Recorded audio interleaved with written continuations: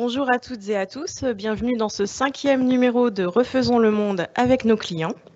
Ce rendez-vous initié par Equance France a vocation à être un lieu d'échange et de partage entre nos collaborateurs d'Equance France, nos clients et nos partenaires autour d'un sujet d'actualité. Alors, je suis Sophie Thévenon, responsable marketing d'Equance France pour l'industrie, et c'est moi qui animerai cette session aujourd'hui. Le format, c'est simple, on le voit sur l'écran, 1 heure composée de 2 séquences, donc un échange de 45 minutes pour faire le point sur un sujet, sur un domaine d'activité, et une séance de questions-réponses d'une quinzaine de minutes. Donc l'objectif, c'est de permettre de vous permettre de découvrir nos expertises, nos solutions, de prendre conscience des contraintes de mise en œuvre et de voir les résultats qu'on a obtenus avec nos clients. Et ce rendez-vous est aussi l'occasion pour vous de poser vos questions, donc toutes vos questions. Et pour cela, la règle est simple. Donc pour les gens qui nous suivent à distance, vous pouvez poser vos questions dans le chat à droite de votre écran. Et nous prendrons les questions les plus likées. Et vous qui êtes aussi dans la salle, on fera circuler un micro pour que vous puissiez poser vos questions. Donc si vous êtes dans la salle avec nous aujourd'hui, c'est que nous sommes en direct de l'atelier de Montauban-de-Bretagne d'Axima Réfrigération. C'est un tout nouvel atelier, il est vraiment tout neuf et on y fabrique des pompes à chaleur, le thème d'aujourd'hui, mais aussi des systèmes frigorifiques. Vous êtes les premiers à le découvrir et je tiens à remercier Pierrick Lucas, le directeur de l'agence de Montauban-de-Bretagne, qui nous permet d'être tous aujourd'hui ici. Vous êtes aussi nombreux à nous suivre en direct, donc c'est retransmis en direct, de nos agences d'Axima Réfrigération à Lille, à Strasbourg, dans le sud-ouest. Donc bienvenue à tous. Voilà. Nous allons échanger autour d'un sujet d'actualité, puisqu'il s'agit, qui va traiter de réduction de gaz à effet de serre, d'autonomie vis-à-vis des énergies fossiles. Il en va de la continuité d'activité de nos industries et du réchauffement climatique. Donc c'est vraiment un sujet chaud et innovant puisqu'on va parler de pompes à chaleur haute température. Qu'est-ce que la récupération de chaleur? Comment fonctionne-t-elle? À quel usage s'adresse-t-elle? Quels en sont les bénéfices en matière d'économie d'énergie, financière, environnementale? Et donc nos invités vont tout nous expliquer. Et pour cette table ronde, je suis heureuse d'accueillir Jean-Philippe Leroy. Merci Jean-Philippe d'être avec nous aujourd'hui. Vous êtes responsable ingénierie et énergie chez CFR, la compagnie des fromages Richemont. Et c'est une entreprise d'agroalimentaire industrielle française spécialisée dans la transformation, la commercialisation, la sous-traitance de fromage. Tout à fait, comme son nom l'indique, c'est une entreprise qui fabrique du fromage. Aujourd'hui, je parlerai de l'usine de Vire, qui est équipée d'une pompe à chaleur hybride. Donc l'usine de Vire, c'est 40 000 tonnes de fromage par an, 20 000 tonnes en pâte molle, coulommiers, camembert, et 20 000 tonnes en fromage ingrédient, mozzarella, fondu, etc. Ce site traite environ 290 millions de litres de lait par an. Ok. Impressionnant les chiffres. À vos côtés, Jean-Yves Drulenec. Bonjour Jean-Yves. Bonjour à toutes et à tous. Merci de participer à cet épisode de Refaisons le monde.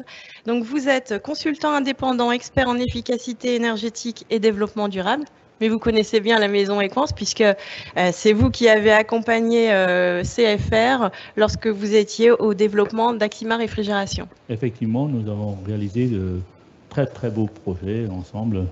Et c'est un grand plaisir de participer à cette journée. Merci. Enfin, avec nous aussi, Jonathan Kachler, chargé de l'innovation et spécialiste des systèmes thermodynamiques et notamment des pompes à chaleur haute température chez Axima Réfrigération. Bonjour Sophie, bonjour à tous. Alors, pour commencer, rentrer dans le vif du sujet, je me tourne vers Jonathan. Pouvez-vous nous expliquer très simplement ce qu'est la récupération de chaleur? Alors déjà, bonjour à toutes et à tous. Donc, je vous invite à commencer cette table ronde par le visionnage d'une petite animation sur la récupération de chaleur. Pour vous protéger de la hausse des prix de l'énergie et répondre à vos objectifs de réduction d'émissions de gaz à effet de serre, vous avez besoin d'un partenaire fiable. Axima Réfrigération vous propose ses solutions de pompe à chaleur industrielle performantes. La pompe à chaleur fonctionne en circuit fermé contenant un fluide frigorigène qui s'évapore et se condense en fonction de la pression et de la température du circuit. Pour générer de la chaleur, le fluide frigorigène absorbe l'énergie fatale de vos processus industriels et systèmes frigorifiques. Le fluide est ensuite vaporisé et comprimé, augmentant ainsi sa température. Cette chaleur est récupérée pour alimenter vos différents besoins jusqu'à 120 degrés. La pression du fluide est ensuite réduite par le détendeur, diminuant ainsi sa température, alimentant de nouveau le cycle thermodynamique. Du design à la performance énergétique, en passant par le financement, l'installation et la maintenance, Axima Réfrigération propose une solution clé en main complète. Contactez-nous pour réaliser votre transition énergétique.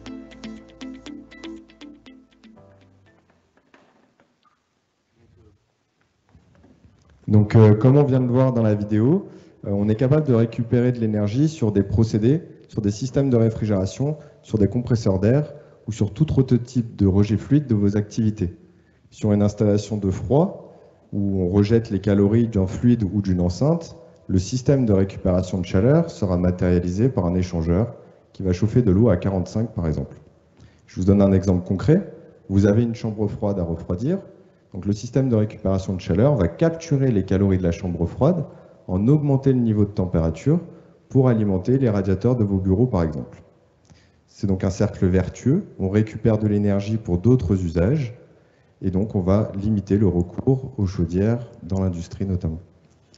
On peut aller encore plus loin, on va coupler une pompe à chaleur sur ce dispositif pour augmenter encore plus le niveau de température de l'énergie récupérée. Ça va nous permettre de produire de l'eau chaude jusqu'à 120 degrés.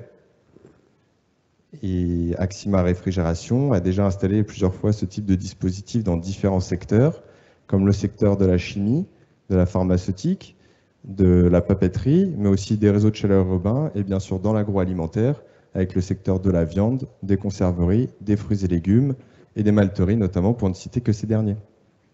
Donc rien ne se perd, rien ne se crée, tout se transforme. Donc au XVIIIe siècle, Lavoisier posait déjà les fondements de la pompe à chaleur. Merci Jonathan, en tout cas c'était très clair. Et j'imagine qu'à l'échelle d'une usine, la différence qu'apporte ce type de système se fait vite sentir. Alors je me tourne vers un industriel, Jean-Philippe. La compagnie des fromages et Richemont a fait le choix de la récupération de chaleur il y a plus de 6 ans. Pouvez-vous nous expliquer comment ça a commencé et pourquoi? Historiquement, les usines utilisent des chaudières à vapeur. Donc souvent en échange direct d'ailleurs, c'était il y a déjà plusieurs années. Nous avons, dans le cadre des optimisations, nous avons mis en place des boucles de découplage pour pouvoir régler ce problème éventuellement qualitatif d'échange entre la vapeur et le produit. Déjà, on a réduit à ce niveau-là les pincements au niveau des températures, mais de toute façon, les rendements de la vapeur sont extrêmement faibles et il était nécessaire de trouver de nouvelles solutions pour pouvoir être beaucoup plus efficace. Donc est venu le terme de chaleur fatale il y a à peu près une dizaine d'années. Jean-Yves, qui était le prestataire de nos installations de froid, nous a proposé à l'époque une installation de récupération de chaleur fatale. On avait estimé à peu près à 1,5 ou 2 MW de chaleur qui partait aux petits oiseaux à l'époque. Et donc il a proposé cette thermofrigopompe, un compresseur à vis, pour pouvoir restituer cette chaleur dans un réseau d'eau chaude, donc un réseau d'eau chaude à 55 degrés à l'époque, qui nous servait pour à la fois des nettoyages, des lavages de sol, divers équipements. Ensuite, en 2015, on a passé un cap en termes de température, puisqu'on a fait une étude de faisabilité pour l'implantation d'une PAC hybride qui, elle, pouvait nous permettre de produire de l'eau à 85 degrés. Alors, cette température était particulièrement efficace parce qu'elle répond pratiquement à 95% de nos besoins du process. Donc, c'était la solution idéale. toujours sur la récupération de chaleur fatale. Et donc cette PAC hybride, hein, puisque c'est l'équipement qui a été installé, est en fonctionnement depuis 2016. Voilà. Et aujourd'hui, on est encore plus loin, puisqu'on a mis en place sur l'ensemble de nos sites, quasiment, des pompes à chaleur à recompression haute température, où là, effectivement, on est encore vertueux dans l'effacement des gaz à effet de serre. Voilà. Donc, c'est une démarche d'entreprise, hein, déjà depuis très longtemps. C'est une démarche de groupe aussi, hein, groupe Savencia. Et donc, voilà, c'est aussi une démarche personnelle, hein. Je suis fier d'avoir participé à tous ces plans d'action depuis plus de 10 ans. Et aujourd'hui, on peut dire qu'en 2023-2024, on aura effacé à peu près 50% de notre consommation de gaz et évidemment, émissions de gaz à effet de serre. Eh ben, c'est des beaux projets, une belle réussite. Sur ces 10 ans de partenariat, de réflexion et de partenariat, Jean-Yves, vous avez incarné la collaboration entre Axima Réfrigération et CFR, la compagnie des fromages Richemont. En quoi consistaient concrètement, techniquement, les projets? Ce qui est très intéressant concernant une laiterie, c'est qu'on est dans un système tout à fait idéal. On a besoin du froid, de l'eau glacée, et on a besoin du chaud. Donc notre savoir-faire nous a permis, savoir-faire de frigoriste. D'abord, nous avons travaillé sur la performance des installations frigorifiques, qui nous a permis de relever le coefficient des performances des installations. On est passé de 5 à 4 sur le COP des installations en production d'eau glacée. On ne s'est pas arrêté là, on s'est dit maintenant il y a un autre besoin, c'est comment on peut faire des économies sur l'énergie fatale qui est rejetée sur les condenseurs évaporatifs. Et à ce titre-là, on est monté tout d'abord à 60 degrés à travers une thermofrigopompe qui consiste à faire un transfert direct du froid vers le chaud. Ça a été très intéressant. C'est une machine qui n'existait pas en France, qu'on a importée, et qui nous a donné d'excellents résultats. Ensuite, on a fait un travail pour déterminer où étaient les besoins de chaud, qui se situe beaucoup au niveau de la pasteurisation, donc avec un besoin aux alentours de 85 degrés. Donc on a monté d'un étage pour atteindre cette température à travers la PAC hybride et ensuite maintenant la recompression. Donc c'est une démarche qui nous permet de... on sait que le gisement, c'est-à-dire la puissance frigorifique, est là pour, en adéquation avec les besoins chauds. On va transférer toute cette énergie et ça va se traduire par des effets, bien sûr, d'économie réelle très, très importante.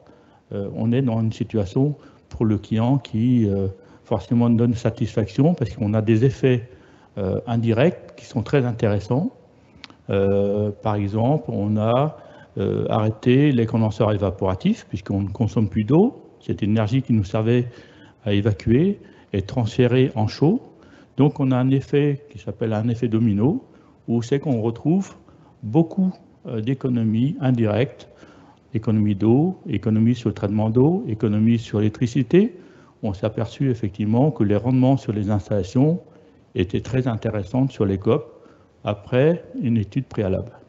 Justement, alors je comprends qu'Axima a été partenaire à 100% de cette réflexion et qu'avec la CFR, vous avez eu cette vision de la récupération de chaleur et que la technologie, en fait, à l'époque, n'était pas forcément aboutie. Alors, comment vous êtes parvenu à faire émerger le meilleur système? Voilà, par quelle phase il faut passer pour réussir un projet? Ce qui est très important, et c'est la réussite en dépend, c'est de faire une étude préalable des besoins tout d'abord, savoir également le gisement, est-ce qu'on est en adéquation, est-ce qu'il y a un déphasage entre la production de froid et la production de chaud, sachant que stocker l'énergie ce n'est jamais très facile. Donc on est effectivement sur une application bien synchronisée où c'est qu'on a besoin du froid lorsque le lait il arrive, c'est de l'eau glacée à 0 degré, entre 0 jusqu'à 3 degrés, on ne peut pas dépasser 3 degrés.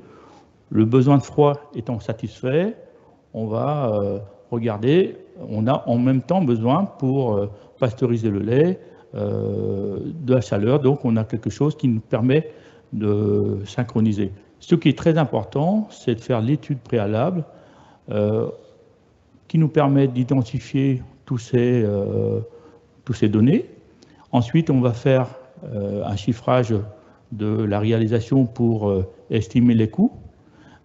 On va faire également un calcul de retour d'investissement, savoir comment on va pouvoir faire ce retour. On va faire la recherche également des financements, des aides pour faire ces dossiers. Ensuite, on va passer à la commande, qui ensuite va nous permettre d'abord de faire l'étude de réalisation au bureau d'études et la réalisation dans l'atelier, qui va ensuite être transférée sur le site. Donc c'est une étude préalable. Lorsqu'on veut bien la mener, ça peut prendre 2 ans. On sait qu'on va faire appel, bien sûr, par exemple à l'ADEME, aux différentes aides. Et au regard de la réglementation F-Gaz, donc il y a beaucoup d'industriels aujourd'hui qui sont confrontés à la fin du R22. Comment vous avez intégré cette problématique dans vos projets? Il y a quelque chose qui est très simple chez nous, c'est qu'on utilise uniquement des fluides naturels, soit l'ammoniac, soit le CO2. Ici à Montauban, on travaille avec des applications qui nous ont permis d'accompagner nos clients qui avaient du R22.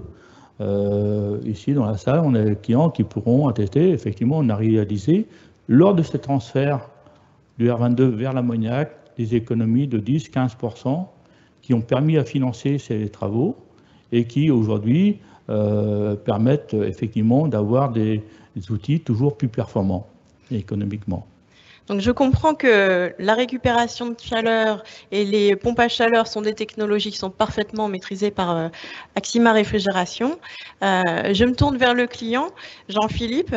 Vous êtes resté fidèle à Axima pendant sur tous ces 3 projets, thermofrigo, pompe, recompression d'ammoniac, en passant par de la PAC hybride. Comment Axima a fait la différence ? Alors, effectivement, on a un partenariat qui est déjà depuis plusieurs années. Hein. On s'est fait confiance. Il y a aussi une passion commune sur la récupération d'énergie et sur les économies d'énergie. Après, le projet, typiquement le projet de la PAC hybride, a fait la différence par rapport à d'autres solutions, techniques. Parce que c'était à date, c'était la solution qui était la moins contraignante en termes de fonctionnement sur le matériel. Les pompes à chaleur venaient d'arriver sur le marché. Simplement, cette solution nous permettait d'avoir une pompe à chaleur qui fonctionnait à faible pression, donc ce qui était très intéressant par rapport à la fiabilité du matériel. De plus, Axima nous a accompagnés dans l'étude de faisabilité, en faisant intervenir un tiers, un bureau d'études, qui a permis, comme le dit Jean-Yves, d'établir ce qu'on appelle des monotones de consommation. C'est voilà, la corrélation entre le gisement et la restitution de chaleur. On est tous dans le même cas. Malheureusement, on récupère la chaleur, mais on n'est pas toujours à l'utiliser en même moment. Donc il faut avoir des parades de stockage. Il faut établir une monotone de consommation, ce qui est jamais très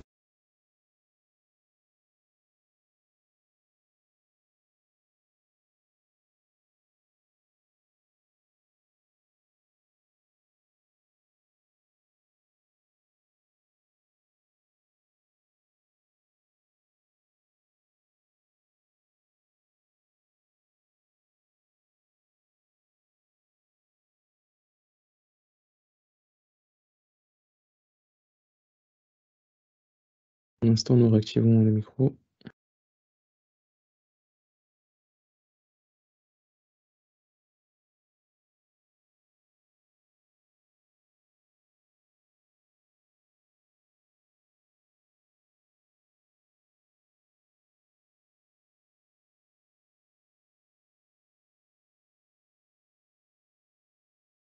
il y a des aides qui sont accessibles pour nous accompagner.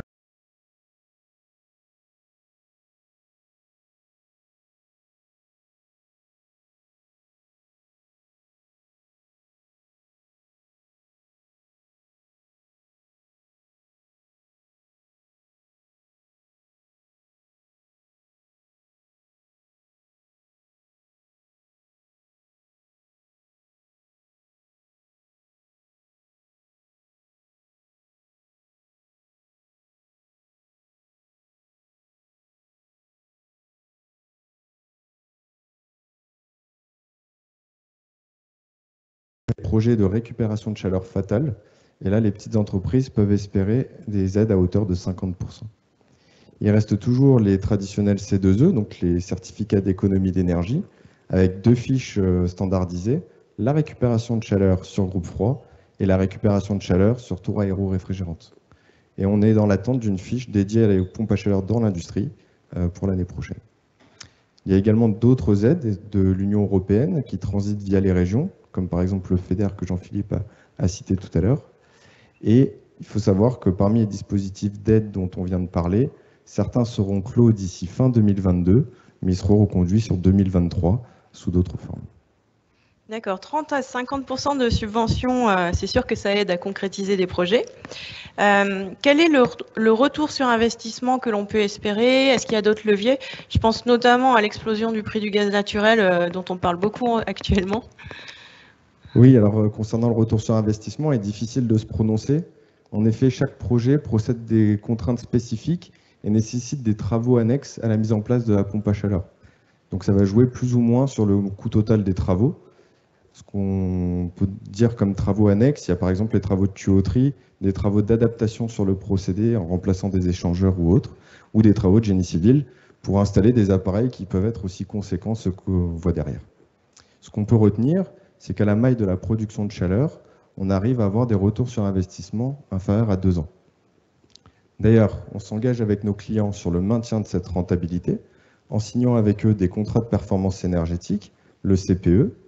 Donc là, pendant toute la durée du contrat, on va suivre les données de fonctionnement de nos installations, ce qui va nous permettre de détecter des dérives et de mettre en place des actions comme de la maintenance préventive ou du reparamétrage d'équipements afin de respecter nos engagements.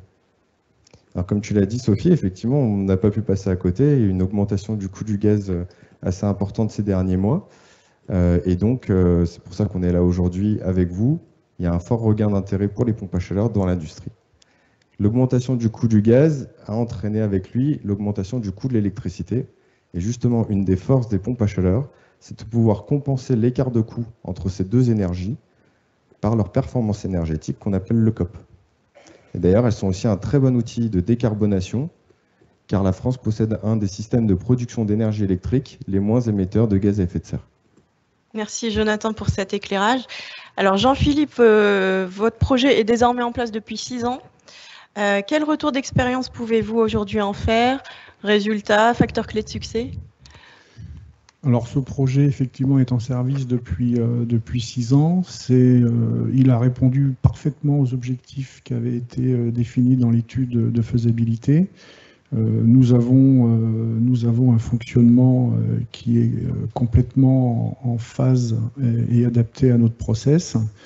Donc aujourd'hui, on peut considérer que c'est une réussite pour cette PAC hybride. Ces sujets sont des sujets qui sont quand même très complexes, hein, puisque ça demande d'avoir un bon partenaire pour établir et pour monter ce type de projet. Il faut à la fois de l'expertise des deux côtés, hein, il faut aussi de l'expertise chez l'industriel, et il faut effectivement, c'est du sur-mesure, hein, donc on a vraiment besoin d'avoir des études fines, détaillées, sur du long terme. Et en même temps, c'est aussi, ça nécessite l'engagement du prestataire, hein. Il faut un engagement sur la performance. Voilà, donc Axima a été au rendez-vous sur le sujet de la PAC hybride, hein, en espérant pouvoir redéployer ce type de pompe à chaleur sur d'autres sites. Et en termes d'économie d'énergie, vous avez obtenu quel résultat? Alors, La pompe à chaleur hybride nous a permis d'économiser environ 20-25% de la consommation annuelle de gaz sur ce site, un site qui était à l'époque à 40 gigawattheures de consommation annuelle. D'accord. Ok. Donc c'est conséquent, surtout avec les prix actuels. Merci pour votre retour d'expérience, c'est très précieux pour nous. Et donc, en parlant de cela, Jonathan, le secteur évolue constamment avec de nombreuses innovations. Qu'est-ce que l'avenir des pompes à chaleur nous réserve?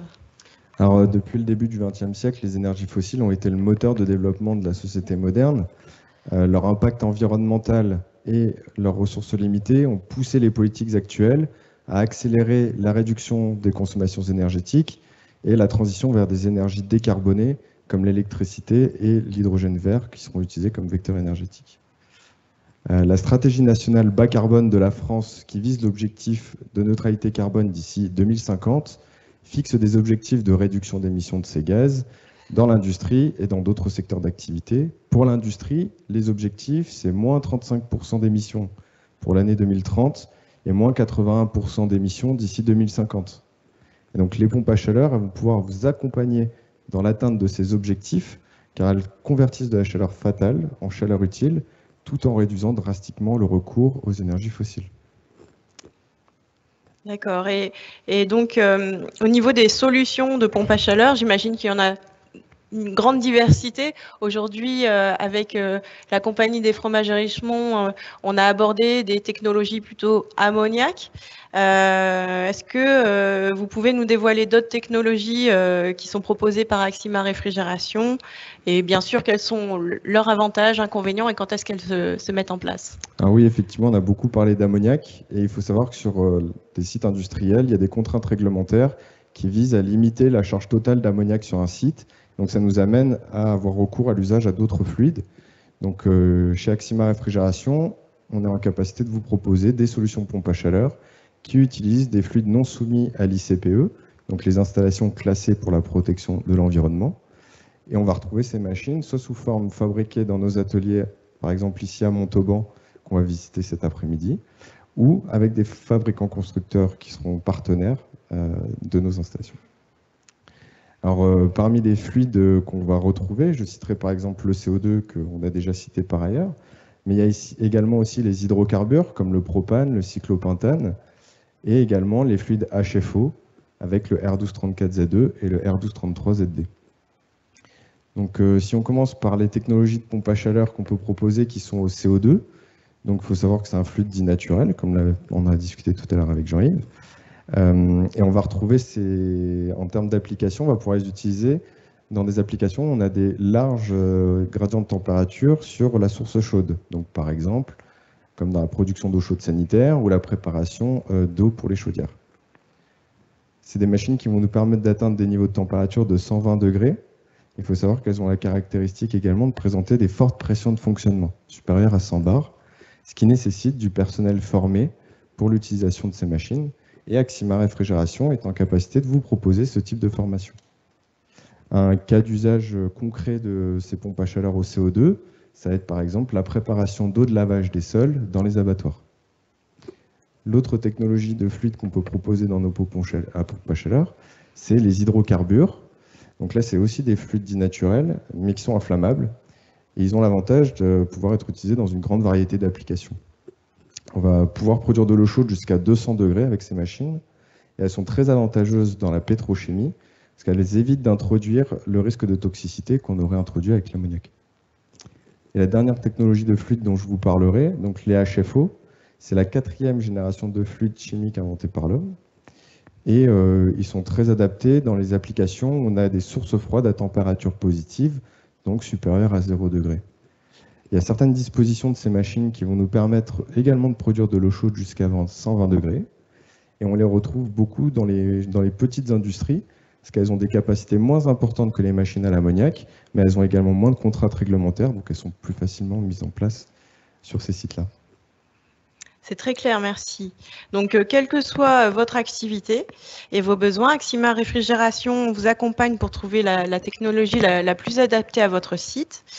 Mais avant de passer donc à la séquence suivante de questions-réponses, moi j'ai une première question aussi à vous poser. Comme on est dans l'atelier de Montauban de Bretagne, on a parlé de plein de technologies là, et je voulais savoir, ben voilà, on voit de magnifiques assemblages là.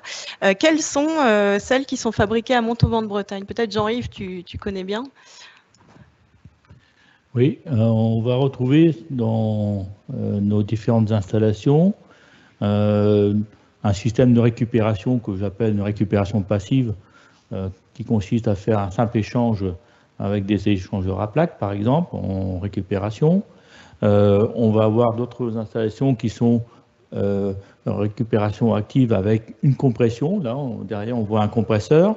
Donc, on a une liste d'équipements qui peuvent être très variables, qui sont généralement effectivement assez conséquents, qui doivent être ensuite installés dans un abri ou avec toute une réglementation adaptée.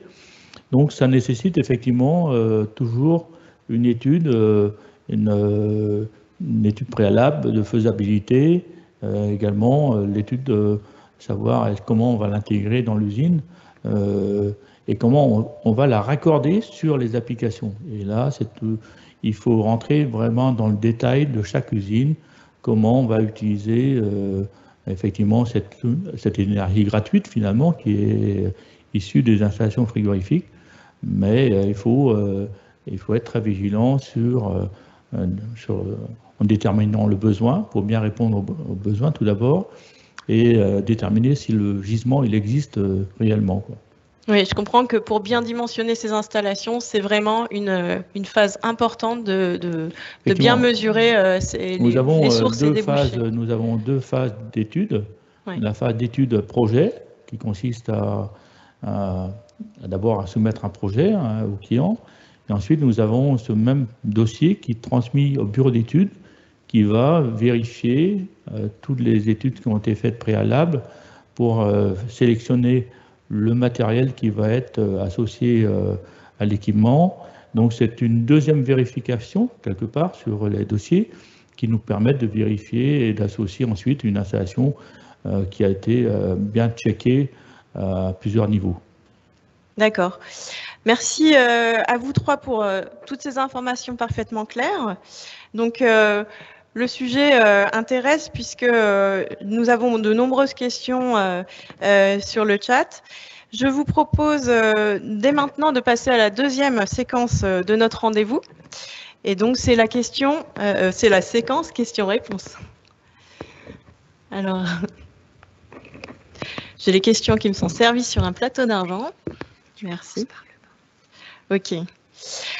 Alors, j'ai une première question anonyme et c'est donc combien de constructeurs proposent des packs permettant de monter à 120 degrés?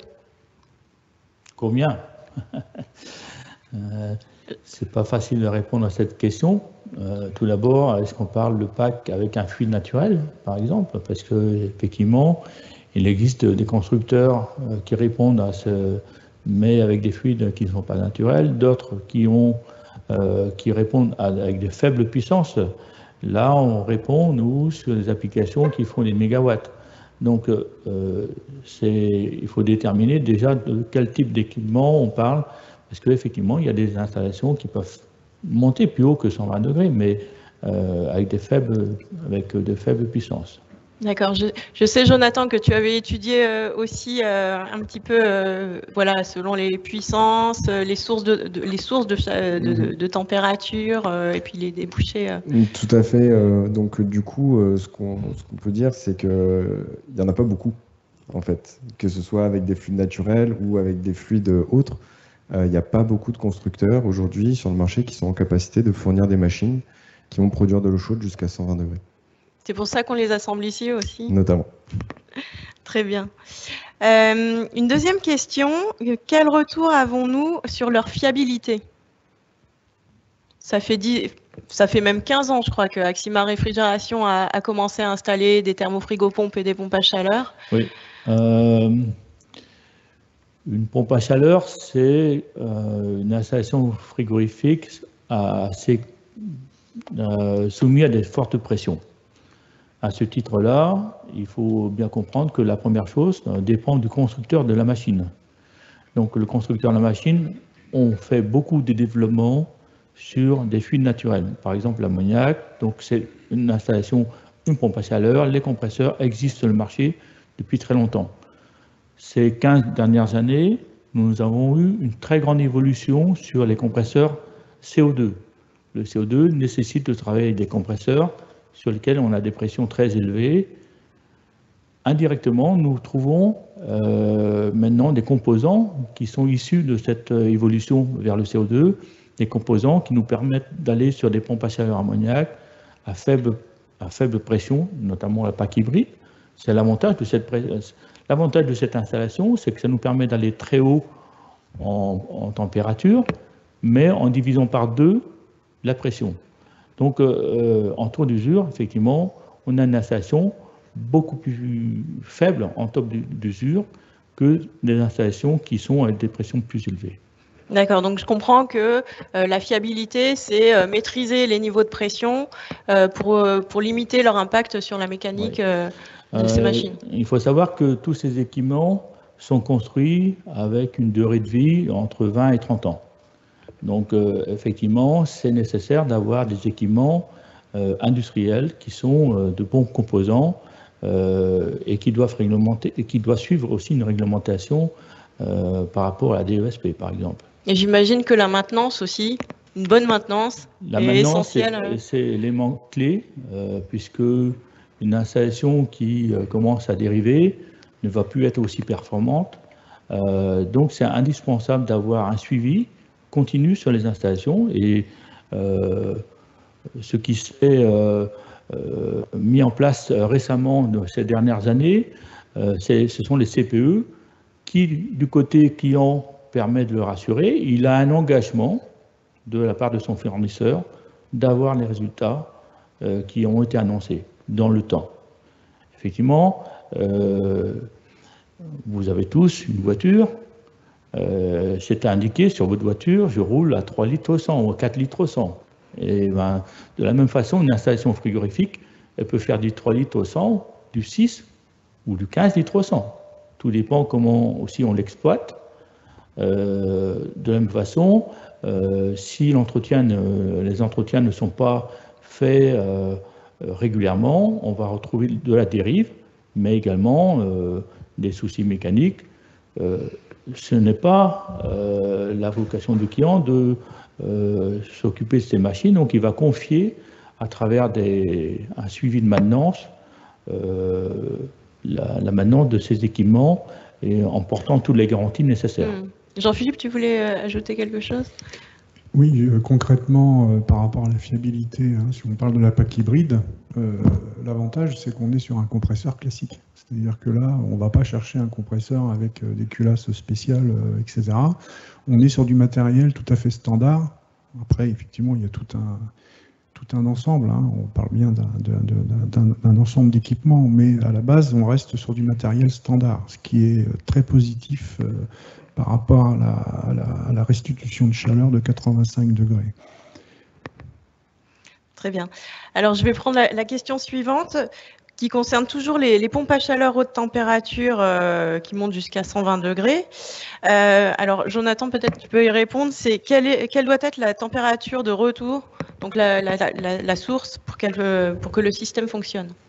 Alors, si on veut avoir des bonnes performances énergétiques, donc avec des COP supérieurs à 3, voire plus, si on veut atteindre des 120 degrés, il faut avoir une source chaude qui est déjà, une source froide, pardon, qui est déjà à un niveau de température assez élevé, donc supérieur à 60, voire même 80, pour permettre d'atteindre un niveau de performance qui soit intéressant dans une vision de consommation d'énergie globale sur un site. D'accord, c'est pour ça qu'on joue sur des cascades. Exactement. Moi, je pourrais rajouter pour Vire, sur la PAC hybride de Vire, effectivement, le gisement est issu d'une thermofrigopompe. C'est-à-dire qu'on a une thermofrigopompe qui nous fait de l'eau à 50 degrés et on utilise cette eau pour remonter à 85 degrés avec la PAC hybride. C'est une cascade, en fait, d'équipements. Très clair. Alors ensuite, quel est l'intérêt d'une PAC 120 degrés par rapport à une PAC hybride 120 degrés, sachant que le COP sera meilleur avec cette dernière? C'est une question de Jonathan Leglève. L'application 120 degrés sur l'eau, il faut d'abord pour répondre, quelle est la différence? C'est qu'effectivement, une installation à 120 degrés, là, on va passer d'office sur une PAC hybride, puisqu'en installation classique, on ne peut pas le faire en recompression, on ne peut pas atteindre les 120 degrés, on aura des pressions beaucoup trop élevées. Donc mécaniquement, les machines, on n'aurait pas de solution pour faire le 120 degrés avec l'ammoniac pur. Donc là, on va passer sur ce qu'on appelle une PAC hybride qui fait appel à la compression et absorption. Il s'agit donc finalement de l'alcali, l'alcali à 50%. On va évaporer cette alcali, on va la recomprimer, on va séparer le gaz et l'alcali pauvre, et on va ensuite l'associer. Cette technologie a l'avantage, comme disait Jean-Philippe, d'utiliser des machines qui sont à faible pression, donc des compresseurs classiques, qui étaient très connus sur le marché, puisqu'on travaille avec des pressions faibles. Qui dit pression faible, dit moins taux d'usure sur les machines. Mais c'est également la seule technologie qui nous permet d'atteindre 120 degrés. Là, on vient de démarrer une installation de 2 MW à 102 degrés. On a démarré et puis on s'aperçoit effectivement que, les performances sont bien au rendez-vous, les pressions annoncées sont bien ceux qui avaient été annoncés, et on ne pourrait pas faire ça avec une installation classique en recompression, par exemple. Merci. Question suivante. Après, je passerai peut-être à des questions aussi dans la salle, mais c'est pour favoriser le temps de retransmission. Favorisez-vous une récupération directe entre une source et un puits, ou par une boucle alimentant plusieurs utilisateurs? Donc là, c'est plus dans la question de distribution, je pense, de la chaleur récupérée. Favorisez-vous une récupération directe entre une source et un puits, ou par une boucle alimentant plusieurs utilisateurs? Non, on alimente plusieurs utilisateurs. On a une boucle principale et on va chercher tous les équipements qui sont potentiellement susceptibles de pouvoir consommer cette puissance thermique. Voilà, donc c'est calculé sur une puissance globale de restitution de chaleur, et on redistribue sur l'ensemble des équipements qui consomment cette chaleur. Oui, c'était un peu ce que vous nous expliquiez quand vous êtes passé de la vapeur à l'eau chaude, et du coup, aussi dans le rendement de distribution, vous y gagnez en fait. Complètement, oui, tout à fait. Oui, il existe d'office un gain qui est très intéressant. Lorsqu'on distribue de la vapeur, c'est très simple. La tuyauterie, d'abord, c'est assez simple, c'est des faibles diamètres, c'est facile à distribuer, c'est puissant. Donc, c'est pour ces critères que ça a été très utilisé dans l'industrie. On a une source principale, c'est une grosse chaufferie, mais très vite, on va voir un inconvénient, c'est que cette chaufferie, on va la faire monter la vapeur, par exemple, à 160 degrés pour aller sur les tours.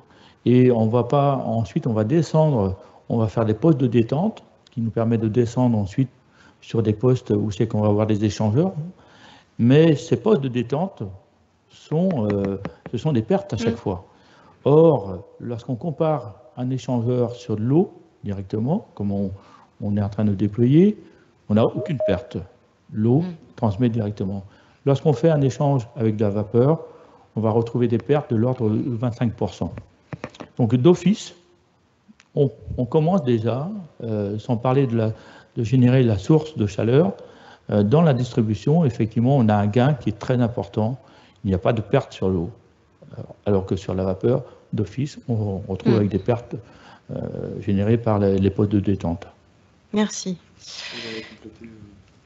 Et pour compléter la question, justement, en fait, on aura plutôt intérêt à avoir plusieurs utilisateurs sur la pompe à chaleur, donc d'avoir un raccordement sur plusieurs puits, comme la question le demandait, tout simplement parce que ce sont des installations qui vont nécessiter d'avoir un long temps de fonctionnement pour être rentables, et surtout pour éviter d'être à l'arrêt, de redémarrer, d'être à l'arrêt, de redémarrer.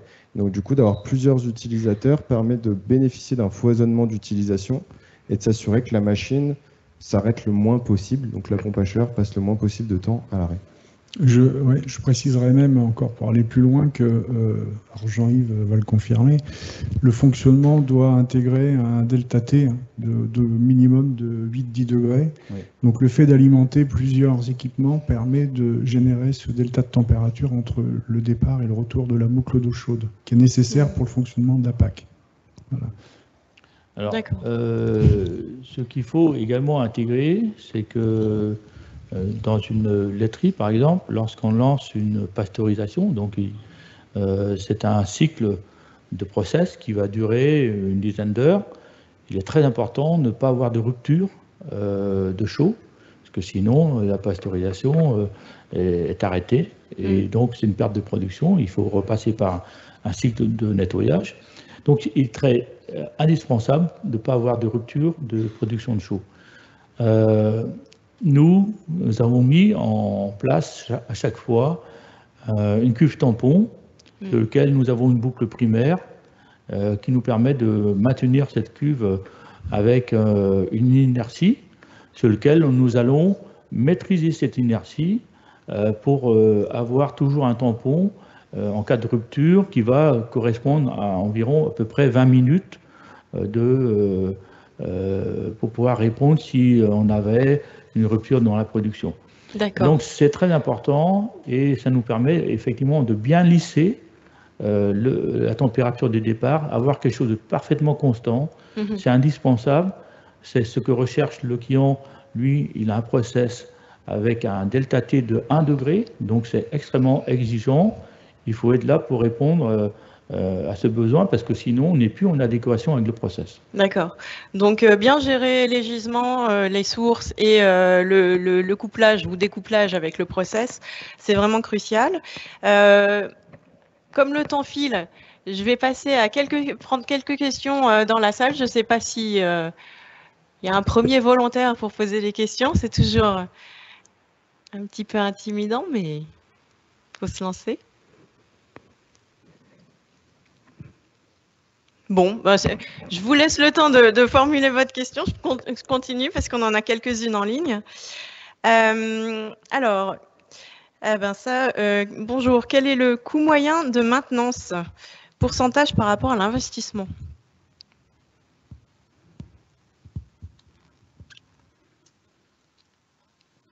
Est-ce qu'il y a un surcoût de maintenance sur cette installation? Ce qu'il faut savoir, c'est que contrairement aux recompressions de température qui sont des installations qui sont en parallèle, même en série d'ailleurs, des compresseurs de froid, donc ça rajoute effectivement du matériel. Et contrairement aussi aux thermofrigopompes qui, elles, font à la fois le froid et la restitution de chaleur directe. Effectivement, on a un surcoût de maintenance sur le matériel, et y compris sur la PAC hybride, où on a une maintenance qui est en fonction évidemment de la dimension de l'équipement. Ça dépend de la puissance de votre installation et du nombre de compresseurs que vous allez avoir. Et voilà, sinon c'est la maintenance classique d'un compresseur. Il n'y a pas de... Alors, nous avons fait, concernant les pompes à chaleur, un choix qui est sur du long terme. Effectivement, le fait de tourner à mi-régime à une vitesse environ entre 50 et 70% nous permet de diminuer par 2 le coût de maintenance mécanique des machines. Et ça entraîne effectivement d'autres avantages, puisqu'on va avoir une machine qui est moins sollicitée en termes thermiques. Et donc nous avons fait le choix, par exemple, d'avoir 2 machines en parallèle, plutôt qu'une machine unique, de forte puissance, et poussée à des régimes très élevés. On a tout intérêt, dans la pompe à chaleur, d'avoir des machines qui ronronnent, j'appelle ça ronronner. Ça ronronne et ça maintient la cuve d'inertie dont on parlait de 100 mètres cubes, permet également justement de maintenir une séquence lissée sur le fonctionnement des machines. Et c'est très important, quand on rentre dans la technique, on pourrait débattre pendant des heures, de comprendre tous ces petits détails qui sont très importants lors de la réalisation, parce que nous nous engageons sur la performance, mais également sur les coûts de maintenance. Donc il est indispensable pour réussir un projet d'avoir des garanties à différents niveaux, sinon on se retrouve très vite dans des situations financières qui vont engendrer effectivement des accords, par exemple, puisque si on vous annonce des coûts de maintenance qui ne sont pas en adéquation avec le projet, ça peut créer des tensions. Je passe à la question suivante. Alors, c'est pour Monsieur Kachler. Vous évoquiez une production d'eau chaude à 200 degrés avec un fluide type hydrocarbure. Je pense que oui, l'auditeur a été très attentif. Et il souhaitait que vous développiez cet exemple d'application avec les puissances températures qui sont accessibles avec cette techno. Alors déjà, pour pouvoir produire le 200 degrés, donc on va utiliser un fluide qui est inflammable. Donc ça veut déjà dire qu'on va pouvoir envisager l'installation de cette machine sur des sites où ça ne pose pas de problème, soit par rapport aux contraintes d'emplacement, par rapport à la sécurité sur le site, aux activités du site.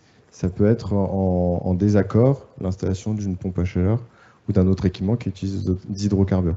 Donc déjà, il y a ce premier point. Ensuite, en termes de niveau de température, donc il faut savoir que, encore une fois, pour avoir une bonne performance énergétique, il va falloir avoir une source froide qui soit déjà à un haut niveau de température.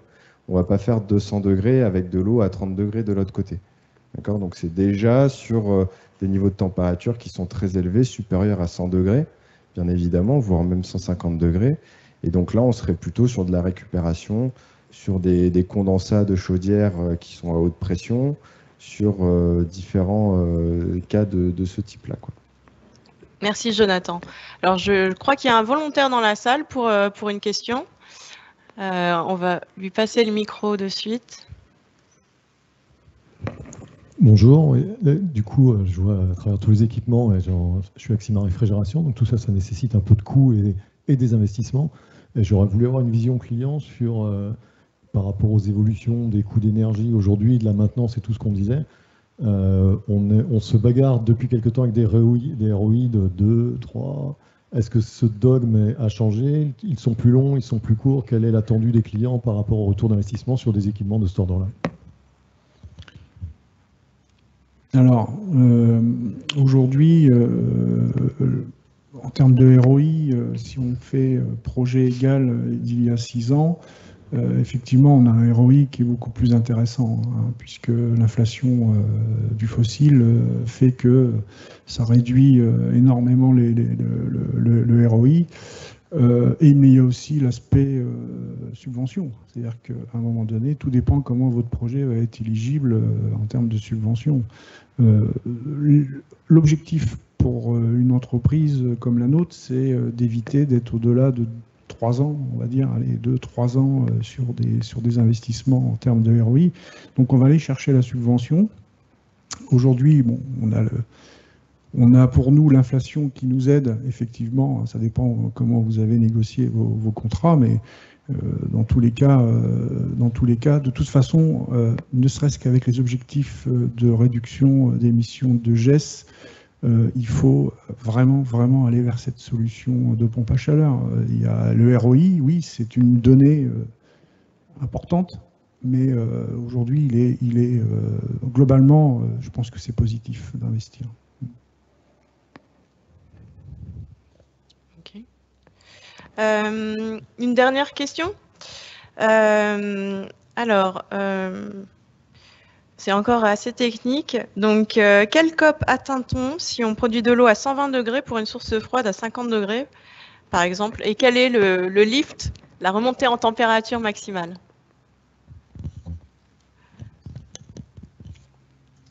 Alors, c'est toujours un peu difficile de répondre à ce type de questions comme ça. Déjà, de quelle puissance on parle de la machine? Quelle est la disponibilité des sources en temps?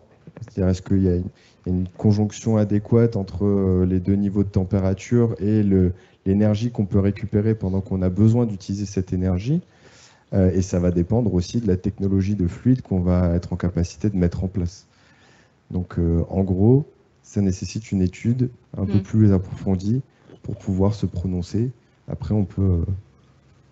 Chez CFR, on est un petit peu dans ces... Enfin, on monte pas jusqu'à 120. On était du 50-85. On était à quel niveau de COP? Là, on est sur le 50-85, on était au-delà de 4, on était à 4,5 à peu près de COP. On est à 4,5 de COP. Donc, ce qui est très intéressant, c'est clair que pour terminer sur le ROI, ça dépend aussi de ce que vous avez à faire dans vos installations.